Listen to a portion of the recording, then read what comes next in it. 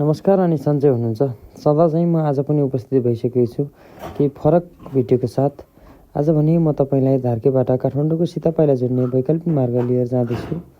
कतिपय साथीहरू यो बाटोमा यात्रा गरिसक्नु भएको साथीहरूलाई पक्कै पनि थाहा होला। यदि तपाईँ नयाँ हुनुहुन्छ, यो बाटोमा यात्रा गर्नुभएको छैन भने यो भिडियो तपाईँको लागि। आशा छ भिडियोलाई अन्तिमसम्म हेरेर साथ दिनु हुनेछ भन्ने। धार्केबाट बायाँ लागेर केही बेरको यात्रापछि हामी पुरानो धार्के पुग्न सक्छौँ।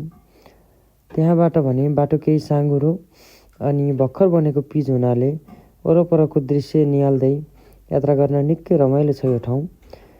यो ठाउँमा यात्रा गर्नुको अझै अर्को फाइदा भनेको यहाँ उत्पादन भएका हरिया तरकारीहरू, सागसब्जीहरू किनेर हामीले सिधै लिएर आउन सक्छौँ। यसले गर्दा यहाँका स्थानीय र यात्रा गर्ने सबैलाई सहज भएको पाउन सकिन्छ।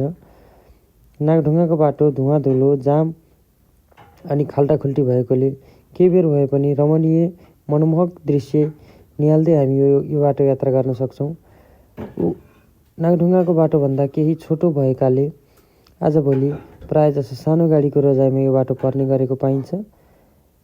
विशेष गरी पोखरा, नारायणघाट, चितवन जाने साना तथा मझौला सवारी साधनले यो बाटो अपनाउने गरेको पाइन्छ।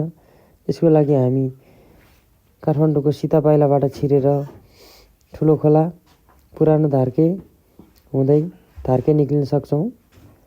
यसै गरी तपाईँ मुगलिन नारायणघाटबाट आउँदै हुनुहुन्छ भने धार्केबाट बायाँ लागेर दायाँ बायाँ नलाइकन एउटै बाटो समातेर सिधै आइयो भने धादिङ र काठमाडौँको सिमाना ठुलो खोला हुँदै काठमाडौँसम्म पुग्न सकिन्छ।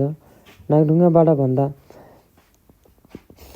बाटो राम्रो, फराकिलो र नयाँ बाटो भएकोले धेरै कुरो चाहिँ यो बाटो पर्ने गरेको पाउन सकिन्छ। धन्यवाद।